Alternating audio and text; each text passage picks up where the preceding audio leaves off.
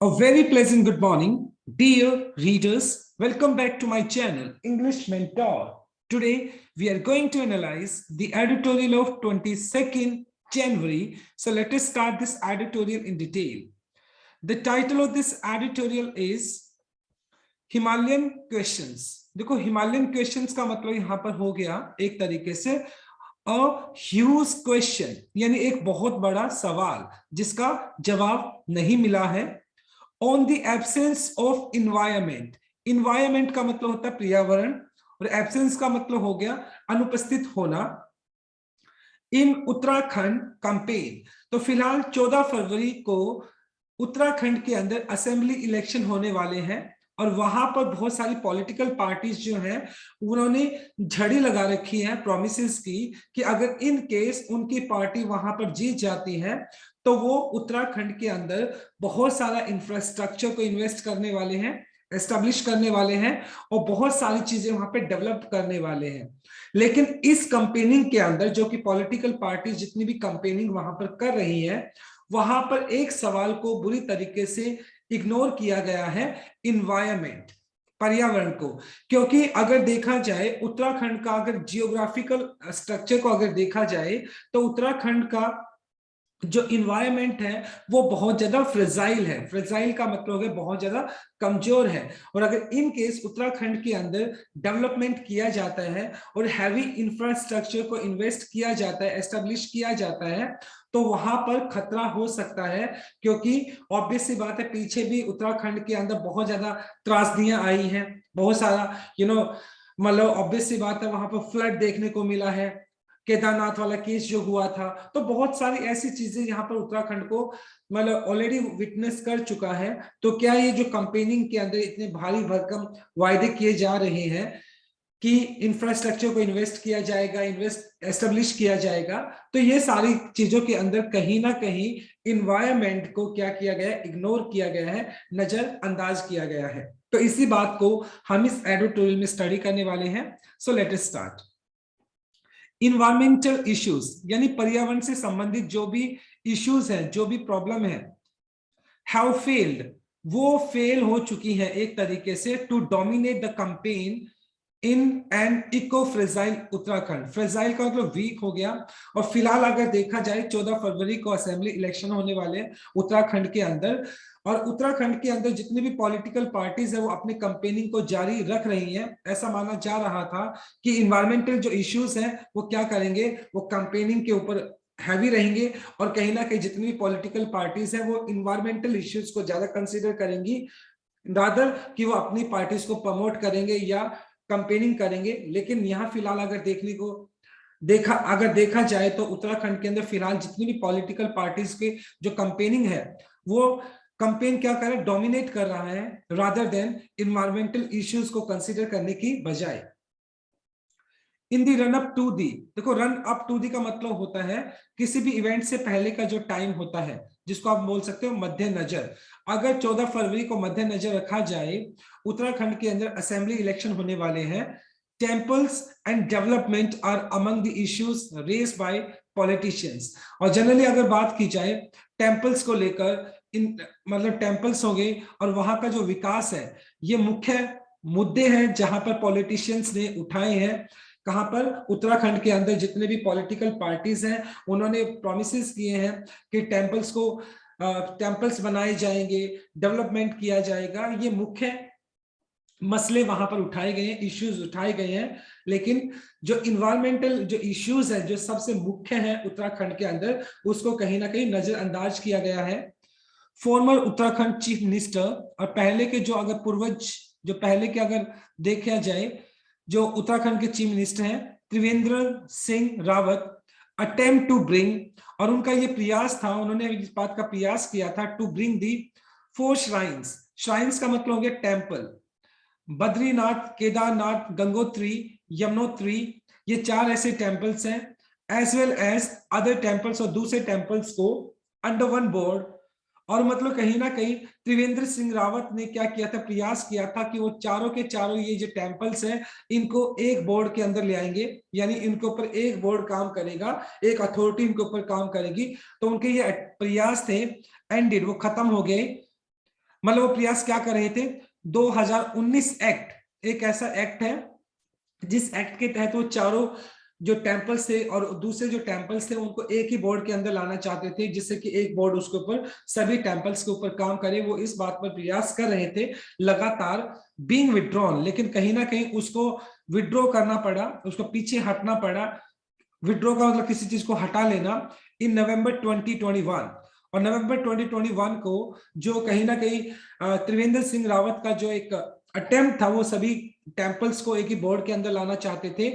2019 act के तहत उसको कहीं ना कहीं विड्रॉ करना पड़ा, हटाना पड़ा, after continued opposition from the priest, क्योंकि जो पुजारी लोग थे अलग अलग टेम्पल्स के, उन्होंने उस एक्ट का विरोध किया, अपोजिशन दिखाया, और फाइनली मतलब कहीं ना कहीं जो 2019 एक्ट के तहत इन सभी टेम्पल्स को एक ही बोर्ड के अंदर लाने का जो विचार किया जा रहा था, उसको क्या किया गया, अपोज किया गया, और फिलहाल उसको विड्रॉ कर दिया गया है।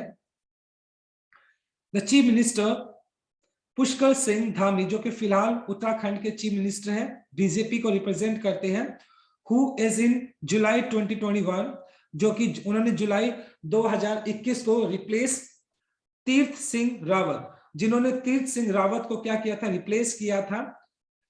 हु हैड रिप्लेस्ड, और तीर्थ सिंह रावत ने किसको रिप्लेस किया था, त्रिवेंद्र सिंह रावत को। तो फिलहाल अगर देखा जाए, एक पिछले 2021 के अंदर बीजेपी ने वहां पर अपने 2 सीएम को वहां पे चेंज किया, जो कि अपने आप में बीजेपी का ये दिखाता है कि बीजेपी इतनी स्ट्रांग नहीं है उत्तराखंड के अंदर। कैरिड आउट ए रिव्यू, और उन्होंने क्या किया, ये जो पुष्कर सिंह धामी है, उन्होंने अपना एक रिव्यू किया, उन्होंने अपनी जांच की, किसको लेकर, ये जो पूरा मतलब अगर देखा जाए, बोर्ड की अगर बात की जाए और डेवलपमेंट की अगर बात की जाए, टेम्पल्स की अगर बात की जाए, तो फिलहाल वहां के जो चीफ मिनिस्टर हैं उन्होंने इस बात का रिव्यू किया। Mr Dhami said while the discussion to constitute the board, और मिस्टर धामी ने क्या किया, कॉन्स्टिट्यूट का मतलब एस्टेब्लिश करना, जो फिलहाल ये कंसीडर किया जा रहा था कि ये जो बद्रीनाथ, केदारनाथ, गंगोत्री, यमुनोत्री और दूसरे टेम्पल्स हैं, इन सभी को चलाने के लिए एक बोर्ड एस्टेब्लिश किया जाएगा। तो ये जो डिसीजन था कि बोर्ड को कॉन्स्टिट्यूट किया जाएगा, may have been taken with good intentions, हालांकि ये अच्छे इंटेंशंस के साथ ये क्या लिया गया था, डिसीजन लिया गया था, लेकिन जो पुजारी जो है उन्होंने इस बात का विरोध किया, और जिसकी वजह से इस एक्ट को विड्रॉ करना पड़ा, हटाना पड़ा। It had been rolled back का मतलब टेक बैक, वापिस लेना पड़ा, after discussion with the government, और सरकार के साथ बातचीत करने के बाद इस डिसीजन को वापस लेना पड़ा कि ये जितने भी टेम्पल्स हैं इनको एक ही बोर्ड के अंतर्गत लाया जाएगा, क्योंकि जो प्रीस्ट थे वो इस चीज को अपोज कर रहे थे, जिसकी वजह से इस डिसीजन को सरकार के साथ बातचीत करके वापस लिया गया। गोइंग इनटू द इलेक्शंस, और इलेक्शंस में जाते हुए, फिलहाल इलेक्शंस का टाइम है, 14 फरवरी को असेंबली इलेक्शन होने वाले हैं उत्तराखंड के अंदर। एवरीवन, सभी के सभी, चाहे वो प्राइम मिनिस्टर हो या दूसरे जो लोकल लीडर्स हो बीजेपी के, हैव टाउटेड, टाउटेड का मतलब होता है बोस्टेड, बढ़ा चढ़ाकर बोलना, द रीडेवलपमेंट ऑफ केदारनाथ, और उन्होंने मतलब जितने भी, चाहे प्रधानमंत्री नरेंद्र मोदी हो या फिर दूसरे बीजेपी के लीडर्स हो, उन सभी ने उत्तराखंड के अंदर बढ़ा चढ़ाकर बात को कहा है कि वो रीडेवलपमेंट ऑफ केदारनाथ, कि केदारनाथ का वो दोबारा से विकास करना चाहते हैं, क्योंकि केदारनाथ के अंदर एक बार आपको पता है वो ब्रस्टिंग ऑफ क्लाउड के फट जाने की वजह से वहां पर बहुत ज्यादा सुनामी टाइप का कुछ आ गया था, जिसकी वजह से बहुत सारे लोग मारे गए थे। तो उसी चीज को टारगेट करते हुए बीजेपी के, चाहे वो प्राइम मिनिस्टर हो या फिर दूसरे लीडर्स हो, उन्होंने लोगों को अट्रैक्ट करने के लिए, लोगों को कन्विंस करने के लिए ये वायदा किया है कि केदारनाथ को क्या करेंगे, रीडेवलप करेंगे अमंग द अचीवमेंट्स।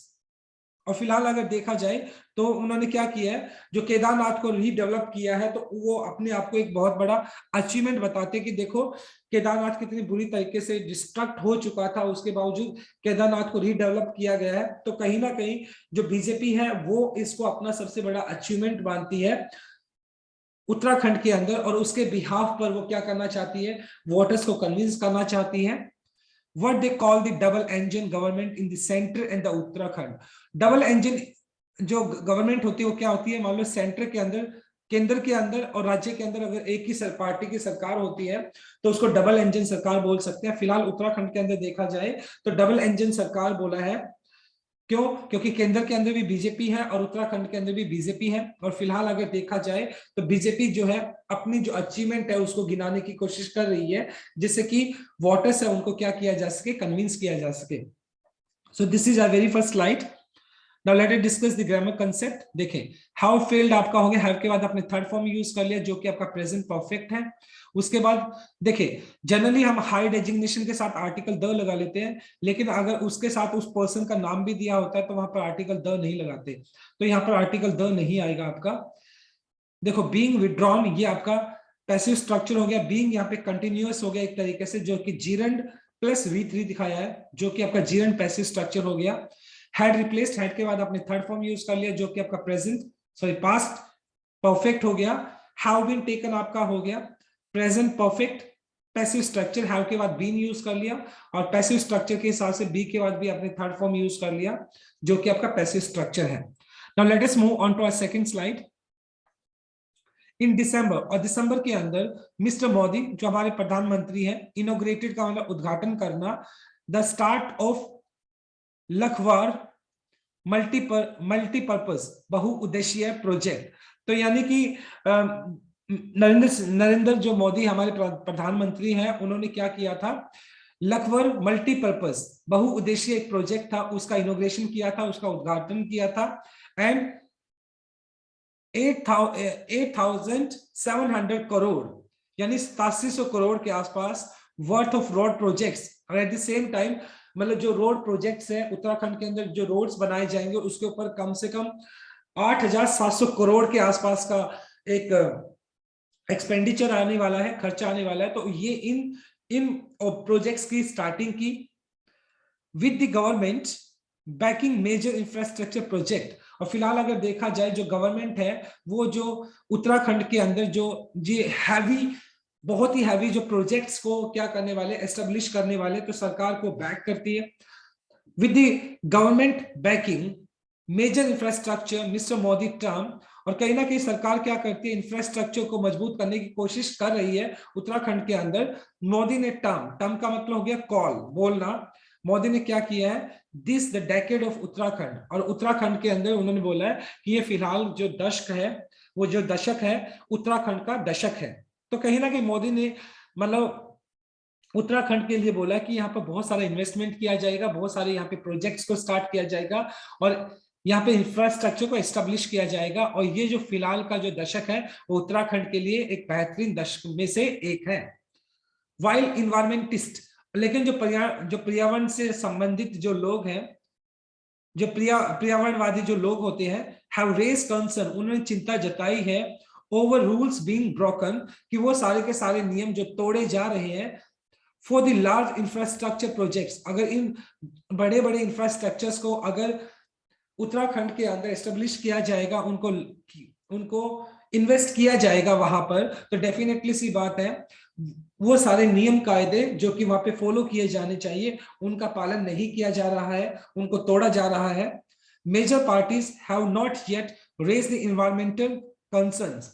और सबसे बड़ा प्रॉब्लम ये है कि फिलहाल अगर देखा जाए फरवरी के अंदर उत्तराखंड के अंदर असेंबली इलेक्शंस होने वाले हैं, और सभी के सभी पॉलिटिकल पार्टीज प्रॉमिसेस कर रही है कि वो उत्तराखंड के अंदर क्या करेंगे, इंफ्रास्ट्रक्चर को मजबूत करेंगे, रोड्स बनाएंगे, डेवलपमेंट करेंगे। ये सारी चीजें जायज है, लेकिन एट द सेम टाइम हमें इस बात को नहीं भूलना चाहिए कि जो उत्तराखंड का जो जियोग्राफिकल अगर स्ट्रक्चर को देखा जाए, इन्वायरमेंट को वहां पर देखा जाए, तो वो बहुत ज्यादा फ्रेजाइल है। और अगर इतना हैवी इंफ्रास्ट्रक्चर को वहां पर एस्टेब्लिश किया जाता है तो उससे नुकसान हो सकता है, क्योंकि कोलैप्स हो सकते हैं, जो आप कह सकते हो, जो क्योंकि वहां का जो लैंड एरिया भी बहुत ज्यादा वीक है, पीछे सुनामी आई थी, तो कहीं ना कहीं जो इकोलॉजिकल सिस्टम है वहां का उत्तराखंड का, उसको कंसीडर किया जाना चाहिए। और इतना हैवी इंफ्रास्ट्रक्चर को अगर वहां किया जाता है तो कहीं ना कहीं उत्तराखंड के लिए एक बहुत बड़ा थ्रेट हो जाएगा, खतरा पैदा हो जाएगा। और सबसे बड़ी बात ये है कि जितने भी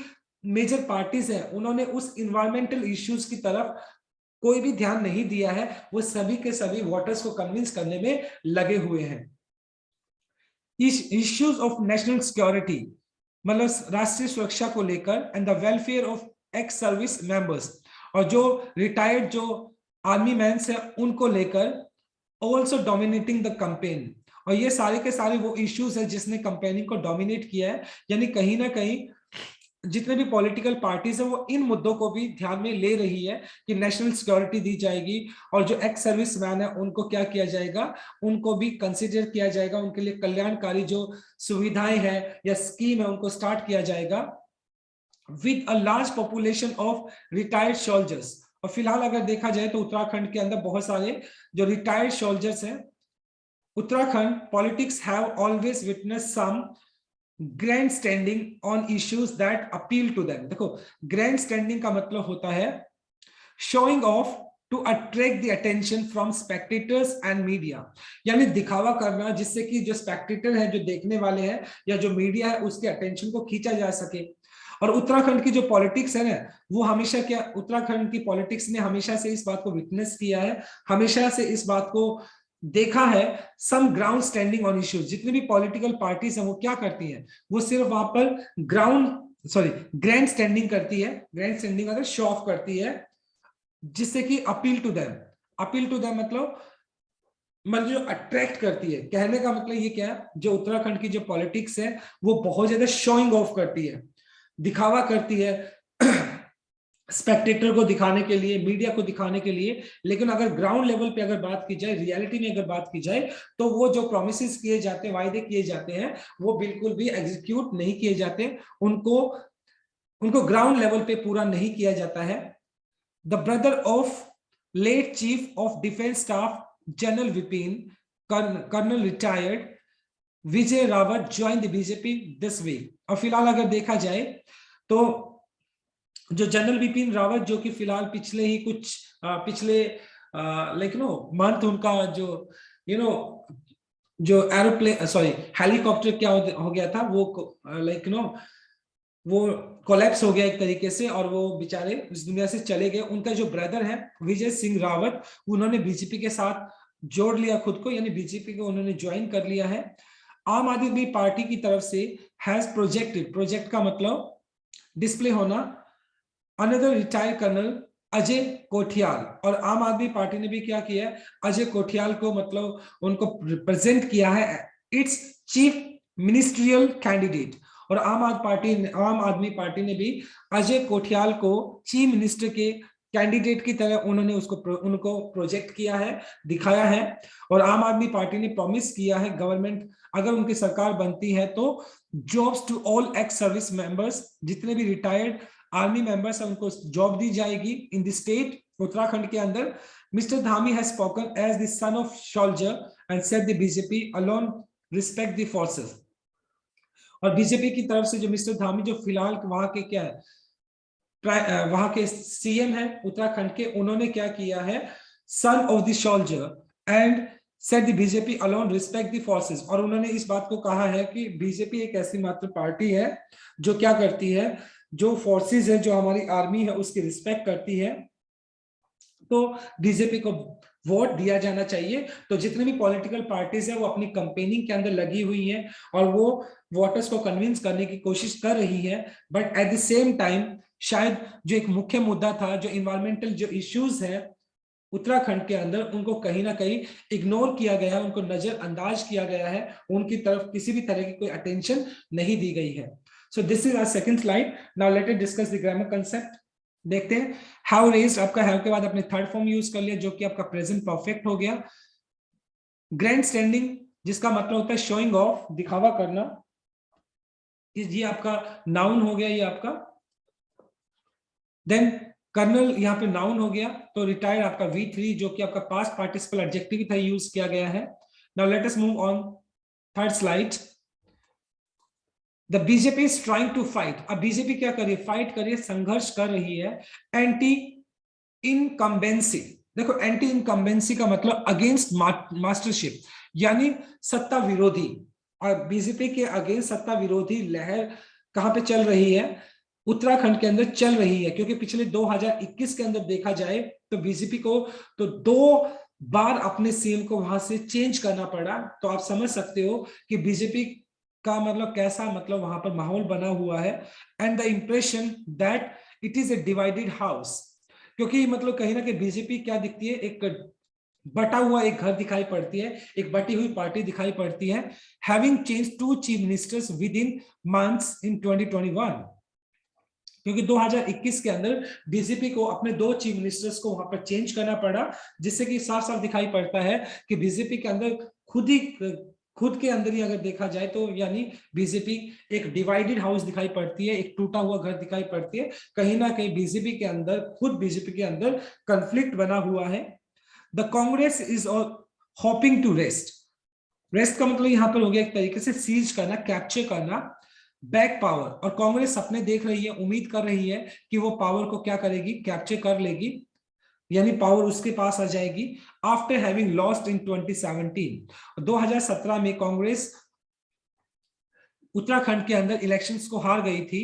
इन फाइटिंग, खींचातानी, टसल, संघर्ष। देखो इन फाइटिंग का मतलब हो गया conflict between members of the same organisation, एक ही ऑर्गेनाइजेशन के अंदर जो खींचातानी होती है। टसल का मतलब संघर्ष हो गया। Over ticket distribution with in the party have come out into the open.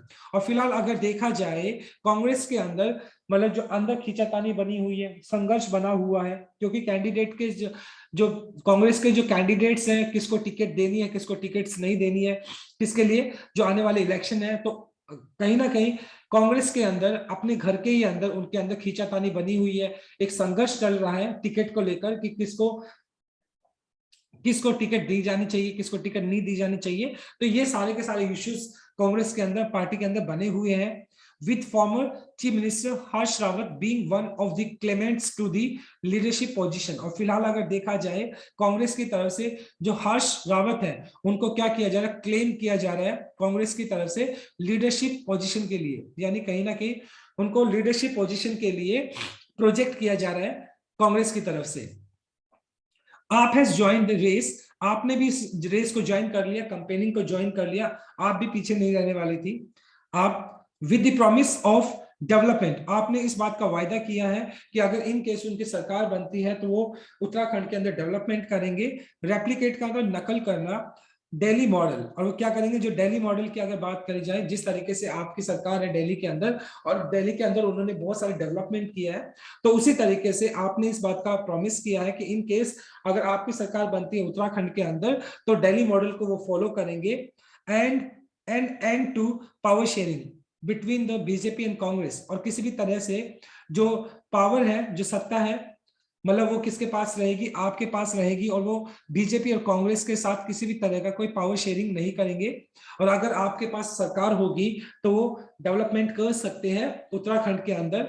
रेफ्ट का मतलब हो गया a large number of questions, a large number of questions की अगर बात की जाए, a large number of promises। और फिलहाल अगर देखा जाए तो आपने एक झड़ी लगा दी है वायदों की कि हम ये भी करेंगे, हम ये भी करेंगे।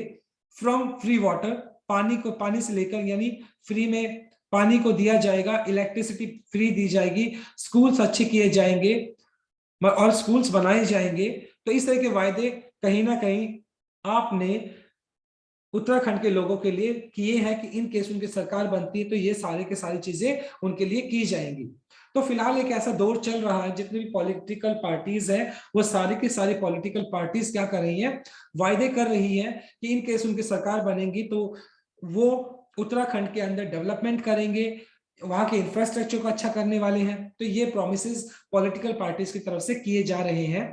व्हाट इज लैकिंग, लेकिन इन प्रोमिसेस के बीच में जो चीज मिसिंग है वो क्या है, is an inform debate. Informed का मतलब फेमिलियर कह सकते हो, जाना पहचाना, डिबेट बहस कह सकते हो, ऑन अ डेवलपमेंट मॉडल। फिलहाल अगर बात की जाए जो चीज सबसे ज्यादा मिसिंग है, सभी के सभी पॉलिटिकल पार्टीज डेवलपमेंट मॉडल की बात कर रही हैं, that is suitable to ecologically fragile place that Uttarakhand is. क्या ये जो डेवलपमेंट मॉडल की बात की जा रही है लगातार सभी पॉलिटिकल पार्टीज की तरफ से, क्या वो सुटेबल है इकोलॉजिकली, इन्वायरमेंट के हिसाब से अगर देखा जाए, फ्रेजाइल, कमजोर प्लेस उत्तराखंड, क्योंकि उत्तराखंड का अगर जियोग्राफिकल स्ट्रक्चर की अगर बात की जाए तो उसका जो उसका जो सिचुएशन है वो बहुत ज्यादा फ्रेजाइल है। अगर वहां पे हैवी इंफ्रास्ट्रक्चर को एस्टेब्लिश किया जाता है तो वहां पर मतलब जो ग्लेशियर्स हैं वो क्या हो सकते हैं, कोलैप्स हो सकते हैं, या वहां का जो लैंड एरिया है वो भी बहुत ज्यादा स्ट्रांग नहीं है, अक्सर वहां पर लैंड स्लाइडिंग होती रहती है। तो इस तरह की मतलब ये इश्यूज उत्तराखंड के अंदर चलते रहते हैं। तो इतना हैवी इंफ्रास्ट्रक्चर के जो प्रोमिसेस किए जा रहे हैं इन सब पॉलिटिकल पार्टीज की तरफ से, क्या वो सुटेबल है? बात यहाँ पे ये है कि जितनी भी पॉलिटिकल पार्टीज है वो कंपेनिंग कर रही है, लेकिन जो मुख्य मुद्दा है कि उत्तराखंड का जो जो अगर बात की जाए इन्वायरमेंटल इश्यूज है, क्या उनको कंसीडर किया गया? उनको कंसीडर नहीं किया गया, उनको इग्नोर किया गया है। तो फिलहाल अगर देखा जाए डेवलपमेंट अपनी जगह है, लेकिन जो मेजर इश्यू है फिलहाल उत्तराखंड के अंदर इन्वायरमेंटल जो इश्यूज है उनको कंसीडर किया जाना चाहिए। सभी पॉलिटिकल पार्टीज को उसको अनदेखा नहीं करना चाहिए, बल्कि सबसे पहले जो इन्वायरमेंटल इश्यूज जो है उत्तराखंड के अंदर उनको देखना चाहिए, उनके लिए कोई कंक्रीट सॉल्यूशन निकालना चाहिए, जिससे कि आने वाले टाइम के अंदर किसी भी तरह की कोई कैटास्ट्रॉफी, कोई भी एक दुखद घटना का देखने को हमें ना मिले उत्तराखंड के अंदर। तो फिलहाल पॉलिटिकल पार्टीज को उन इन्वायरमेंटल इश्यूज को भी कंसिडर करना चाहिए। तो बहुत ही इंटरेस्टिंग आर्टिकल था आज का हमारा। आई होप आपको बहुत अच्छे से समझ आया होगा। Late us discuss the grammar concept of this slide. Having changed आपका हो गया। देखिए हैविंग चेंज्ड वैसे परफेक्ट पार्टिसिपल हो गया आपका, ये आपका V3 हो गया। वन ऑफ के बाद आने वाला नाउन या प्रोनाउन होता है वो प्लूरल होता है। तो यहाँ पर देखो क्लेमेंट्स हो गया जो दावा करता है। डिबेट आपका नाउन हो गया, तो इन्फॉर्म्ड आपका V3 हो गया जो कि पास्ट पार्टिसिपल हो गया। और इन्फॉर्म्ड के साथ एन आ गया, रीजन वाई क्योंकि इसका जो साउंड है वो वॉल साउंड है, तो इसलिए आपने एन यूज कर लिया, right? So my dear readers, this is all about from this article. Thanks for watching this video. Please do like, share, comment and subscribe to my channel. So tomorrow I'll continue with another article. Till then, bye bye, take care, have a nice day.